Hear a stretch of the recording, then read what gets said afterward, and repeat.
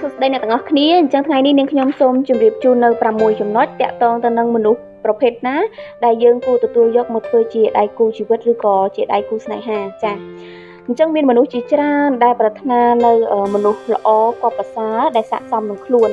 ដោយភាគច្រើនពួកគេតែងតែផ្ដោតទៅលើលក្ខខណ្ឌជាច្រើនមុននឹងគេសម្រេចចិត្តទទួលយកម្នាក់នោះយកមកធ្វើជាគូសកលរបស់ខ្លួនណាចាអញ្ចឹងខាងក្រោមនេះនាងខ្ញុំសូមជម្រាបជូននៅលក្ខខណ្ឌមួយចំនួនដែលគេគួរតែគេហៅថាវិភាគឬគិតពិចារណាទៅលើមុនទទួលយកនរណាម្នាក់មកធ្វើជាដៃគូចាអញ្ចឹងចំណុចទី1គឺយើងគួរជ្រើសរើសយកនរណាម្នាក់ដែលគេស្រឡាញ់យើងអញ្ចឹងបើសិនជាយើងអាចរើសបានយើងគួរតែយកមនុស្សដែលគេស្រឡាញ់យើងវិញហេតុអីបើខ្ញុំនិយាយអញ្ចឹងព្រោះអីគេហៅថាគូជីវិតអ្នកខ្លះគាត់អាចរើសបានទេព្រោះអ្នកខ្លះគាត់ជួបតាមរយៈគេហៅថាចាស់ទុំសំគុំអីអញ្ចឹងណាអ្នកខ្លះទៀតគឺគាត់ជួបដោយលក្ខខណ្ឌណាក៏ខ្ញុំមិនដឹងទេអញ្ចឹងជួនកាលគាត់អត់បានស្រឡាញ់គ្នាពីមុនមកអីចឹងប៉ុន្តែក្នុងលក្ខខណ្ឌនេះគឺខ្ញុំចង់និយាយថាបើសិនជាយើងអាចរើសបានយើងគួរតែយកមនុស្សដែលយើងស្រឡាញ់ទៅចឹងអញ្ចឹងណាហេតុអីដោយសារតែព្រោះមនុស្សដែលយើងស្រឡាញ់ពេលដែលយើងធ្វើអីខុសតិចតួចធម្មតាអាហ្នឹងគេហៅថាដូចចាននឹងរាវអញ្ចឹងធម្មតានៅមួយគ្នាវាមិនតែថាអត់ខុសទេតែតែងតែមានអញ្ចឹងក៏គេងាយនឹងលើកលែងព្រោះហេតុអីបានខ្ញុំនិយាយថាងាយនឹងលើកលែងយើងឧបមាថាយើងជាបងប្អូននឹងគ្នាចុះពេលដែលយើងឆ្លោះគ្នាឬក៏អីចឹងយើងងាយលើកលែងជាងដែលយើងឆ្លោះមួយអ្នកដទៃខ្ញុំគិតអញ្ចឹងមនុស្សភាគច្រើនគឺគាត់មួយអ្នកដទៃគាត់ប្រកាសជាហៅថាចាំទុកបានយូរជាងបងប្អូនខ្លួនឯងព្រោះសាច់ឈាមវាអញ្ចឹងទោះបីជា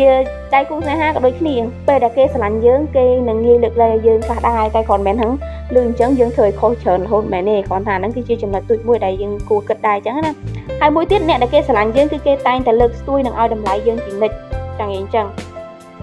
គេតែងតែចង់នាំយើងទៅបង្ហាញនៅមុខមិត្តភ័ក្តិគេឬក៏ដូចជាកន្លែងនានាហើយគេតែងតែនិយាយឲ្យតម្លៃមិនមើលងាយយើងទៅមុខអ្នកណាក៏ដោយមុខចាស់ទុំមុខមិត្តភ័ក្តិមុខអ្នកណាក៏ដោយអញ្ចឹងវាជាចំណុចមួយដែលសំខាន់ដែរក្នុងដំណើរជីវិតរបស់យើងអញ្ចឹងណាចាហើយចំណុចទី2គឺយើងគួរជ្រើសរើសយកមនុស្សណាដែលគាត់មានចំណង់ចំណូលចិត្តហ្នឹងស្រដៀងឬក៏ប្រហាក់ប្រហែលនឹងយើងអញ្ចឹងហេតុអីដោយសារតាមនុស្សបើមិនជាយើងមានចំណង់ចំណូលចិត្តប្រហាក់ប្រហែលគ្នាវាមានខុសគ្នាតិចតួចអញ្ចឹងយើងអាចងាយនឹងសម្របប្រកគ្នាបាន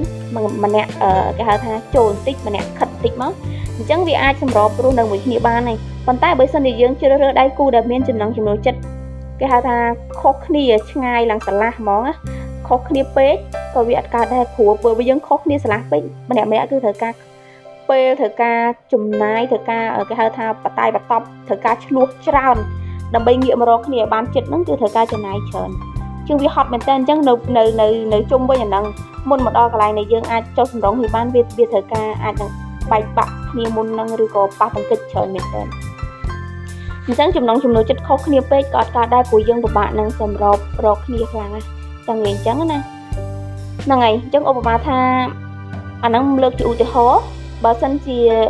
យើងចូលចិត្តឧបមាថាយើងចិត្តញ៉ាំអាហារសាមញ្ញតាមដងផ្លូវអញ្ចឹងគាត់ចូលចិត្ត brand ឬក៏អីអញ្ចឹងណាអាហ្នឹងពេលខ្លះវាខុសគ្នា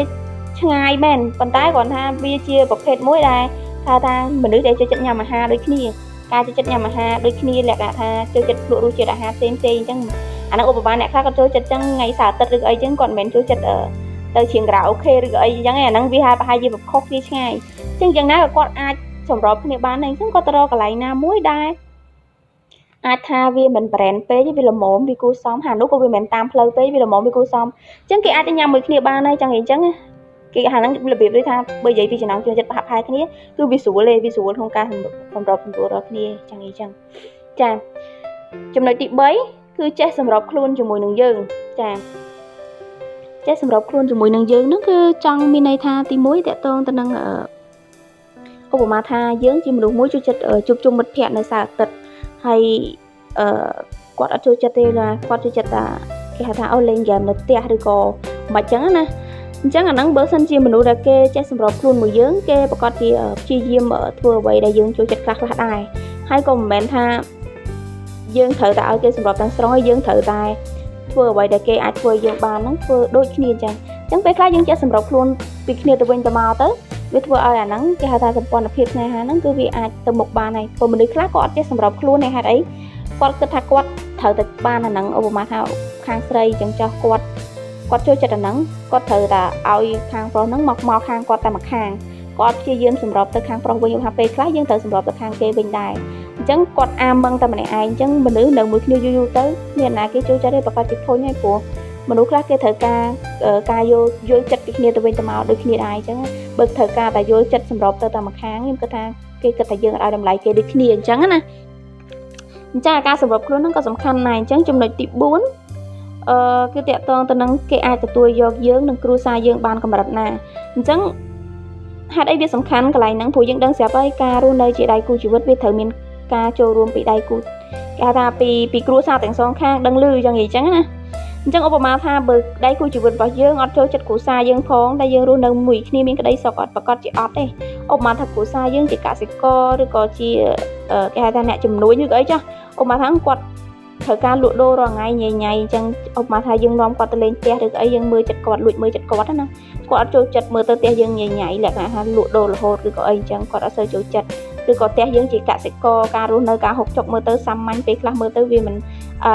គេហៅថាលំដាប់ខ្ពស់ដូចពួកគាត់ឧបមាអញ្ចឹងមិនថាយើងមានគម្លាតគ្រួសារហ្នឹងវាខុសគ្នាឆ្ងាយបាត់ទៅហើយវាពិបាកក្នុងការទទួលយកគ្នាទៅហើយអញ្ចឹងពេលខ្លះចង់យើងលួចមើលអាហ្នឹងទៅហើយយើងគិតវិភាគវិចារណាម្ដងទៀតទៅលើចំណុចអស់ហ្នឹងហើយយើងអាចរស់នៅមួយគ្នាបានអត់អញ្ចឹងគ្រាន់ថានេះជាចំណុចដែលយើងដាស់តឿនខ្លួនឯងថាយើងត្រូវគិតណាកុំឲ្យពេលយើងជួបគ្នាឬក៏យើងមានចំណងអាពាហ៍ពិពាហ៍ហើយធ្វើឲ្យយើងពិបាកក្នុងការស្រាយយើងមានវិបត្តិសេរីអស់មួយជីវិតព្រោះអីរឿងស្នេហារឿងដៃគូជីវិតហ្នឹងវាមិនមែនរឿងតូចតាចទេវារឿងចងជើងខ្លួនឯងធ្វើឲ្យយើងគេហៅថាពិបាកមែនទែនចាអញ្ចឹងចំណុចទី5គឺមិនបោះបង់យើងក្នុងគ្រាលំបាកហ្នឹងហើយមនុស្សខ្លះគឺគាត់លក្ខណៈថាពេលយើងជួបគ្រាលំបាកគឺគាត់អត់ដែលបោះបង់យើងពេលដែលយើងត្រូវការអញ្ចឹងគាត់សុខចិត្តឆ្លៀតយកពេលតខ្លួនអញ្ចឹងមកឲ្យតែបានជួយយើងអញ្ចឹងណាអញ្ចឹងទោះបីគាត់រវល់ប៉ុណ្ណាក៏ដោយគាត់ឆ្លៀតមកជួយយើងឬក៏អីអញ្ចឹងយើងក៏ខ្លំមើលដែរមនុស្សដែលបោះបង់យើងក្នុងគ្រាលំបាកប៉ុន្តែគេស្រឡាញ់យើងខ្លាំងហើយមួយទៀតគេឆ្លៀតពេលដែលគេមានតម្លៃរបស់គេដើម្បីមកជួយឬក៏មកអីយើងហ្នឹងអាហ្នឹងបានន័យថាគេមានអារម្មណ៍ថាគេស្រឡាញ់យើងខ្លាំងដូចគ្នាអញ្ចឹងយើងត្រូវគុណមើលដែរថាពេលរាល់ពេលដែលគ្រាលំបាកមានគាត់អត់មានលេចមុខគាត់មកអត់ឬក៏គាត់លេចមុខបានតែលក្ខណៈថាសំដែងពេលណាមួយដែលយើងអត់ត្រូវការទេអញ្ចឹងណាអញ្ចឹងអាហ្នឹងក៏យើងត្រូវមើលដូចគ្នាអញ្ចឹងចំណុចចុងក្រោយគឺគួរតែជ្រើសរើសយកមនុស្សណាដែលគាត់មានចរិតស្លូតបូតមិនកោងកាចមិនចងេងចងាចឹងអីចឹងអាហ្នឹងខ្ញុំដឹងថាវាពេលខ្លះវាទូទៅពេកហើយពីណាក៏គេចង់បានមនុស្សដែលស្លូតបូតដែរខ្ញុំដឹងប៉ុន្តែគាត់ថាចេះអ្នកខ្លះគាត់ភ្លេចគិតចឹងណាតែព្រោះអីការស្រឡាញ់យើងដឹងស្រាប់ហើយមនុស្សម្នាក់តែស្រឡាញ់ហើយគេហៅស្រឡាញ់ហើយអាចធ្វើឲ្យមនុស្សខ្វាក់ភ្នែកតែកុំខ្វាក់ពេកអីព្រោះអីពេលខ្លះវាអាចធ្វើឲ្យនាំទុកដល់យើងខ្លួនឯងពេលក្រោយដែរអញ្ចឹងត្រូវមើលឲ្យជាក់ជំញាក់ចាមើលឲ្យជាក់មិនកុំមើលថាមនុស្សហ្នឹងយើងមើលទៅជាមនុស្សគេហៅថាចិត្តឆេឆាគាត់ប៉ុនខឹងភ្លាមខឹងចងេងចងាងអត់ជាមនុស្សមានហិង្សាក្នុងខ្លួនម្នាក់ធ្វើអីជួយចិត្តទៅពោះបោកប្រាស់អត់អញ្ចឹងយើងគួរពិនិត្យមើលអាហ្នឹងឲ្យច្បាស់មែនតើពេលតែគាត់ខឹងពេលព្រោះបើករណីមនុស្សប្រុសគាត់មើលមកមនុស្សស្រីប្រហែលជាវាមិនបញ្ហាហ្មងទេមនុស្សស្រីកោងកាចឆ្នះអីវាមុំឯប៉ុន្តែមិនថាអត់មានឥទ្ធិពលវាមានដូចគ្នាប៉ុន្តែគាត់ថាវាភាគតិចដែលមនុស្សស្រីបកកហេតុលក្ខណៈថាប្រើកម្លាំងបាយទៅលើបរិសុទ្ធច្រើនក៏មកព្រោះមនុស្សស្រីយើងគេមានសភាពរៀងទន់ខ្សោយខាងផ្លូវកាយហ្នឹងដែលបតែបន្ទាប់មួយមនុស្សប្រុសហ្នឹងគឺមិនសូវជាឈ្នះប្រហែលទេចឹងអីចឹងវាកម្រអញ្ចឹងអ្វីយើងពិចារណាគឺខាងស្រីគឺគាត់មើលឧបមាថាមនុស្សប្រុសហ្នឹងគាត់មានចរិតអស់ហ្នឹងអត់ព្រោះមនុស្សប្រុសដែលគាត់មានហិង្សាក្នុងខ្លួនបើយើងយកម្ដាយគូជីវិតគឺយើងចាំតែទឹកភ្នែកទេព្រោះអីយើងចង់និយាយថាអាពាក្យថាហិង្សាមួយម៉ាត់គឺវាធ្វើឲ្យយើងបាត់បង់សុភមង្គលទាំងស្រុងសម្រាប់ជីវិតយើងហ្មងហើយយើងរស់នៅពោពេញដោយភាពភ័យខ្លាចមួយគាត់ទៀតបើសិនជាមានរឿងអីមួយអញ្ចឹងហើយយើងអត់ខ្លាចយកហ៊ានបញ្ចេញមតិយោបល់យើងអត់ហ៊ានអញ្ចឹងនិយាយទៅគឺយើងមានគំនាបនិងសម្ពាធពីដៃគូហ្នឹងហ្មងបើមិនជាគាត់ជាមនុស្សបែបហ្នឹងអូហូមអនាគតគាត់នៅស្រឡាញ់យើងអីគាត់ចេះទប់បានអូអនាគតគាត់រៀងអស់ចិត្តពីយើងហើយយើងដោះដៃរួចសួរថាយើងដូចចុះនរកទាំងស្រុងយ៉ាងអីចឹងអញ្ចឹងគួរតែមើលឲ្យមែនតែនតាក់ទងទៅនឹងអត្តចរិតអស់ហ្នឹងពីពួកគាត់ណាអញ្ចឹងអាហ្នឹងគ្រាន់តែជាចំណុចមួយចំនួនដែលនាងខ្ញុំលើកឡើងដើម្បីគិតថាជាជំនួយដល់អ្នកដែលគាត់មានគម្រោងថារើសយកនរណាម្នាក់មកធ្វើជាដៃគូជីវិតឬក៏គូសកលហ្នឹងគួរតែមើលទៅលើ6ចំណុចហ្នឹងខ្លះដែរគួរវិភាគពិចារណាបើសិនជាវាល្អគ្រប់សង្ឃថាបានភាគរយច្រើននៅក្នុងចំណុចអស់ហ្នឹងដែលយើងឃើញថាល្អហើយខ្ញុំគិតថាក៏វាជាចំណុចមួយដែលគួរតែយើងអាចសម្រេចចិត្តដែរព្រោះតែបើសិនជាមួយក្នុងចំណោមហ្នឹងគ្មានសោះក៏យើងគួរគិតថាគួរតែបន្តឬក៏មិនបន្តយើងគួរគិតអញ្ចឹងព្រោះអស់នេះវាជាចំណុចសំខាន់មែនទែនហើយក៏ខ្ញុំមិនហ៊ានធានាថាទាំងអស់ហ្នឹងវាត្រូវទាំងអស់ដែរវាគ្រាន់តែជាមតិដែលខ្ញុំគិត វាអត់អាចត្រូវទាំងអស់ហើយក៏វាមិនត្រូវគ្រប់លក្ខខណ្ឌរបស់មនុស្សយើងផ្សេងៗគ្នាដែរចាអញ្ចឹងអរគុណច្រើនសម្រាប់ការតាមដានស្ដាប់បើជួយចិត្តកុំភ្លេចជួយចុច Subscribe ដើម្បីទទួលបានវីដេអូក្រោយៗទៀតអរគុណច្រើន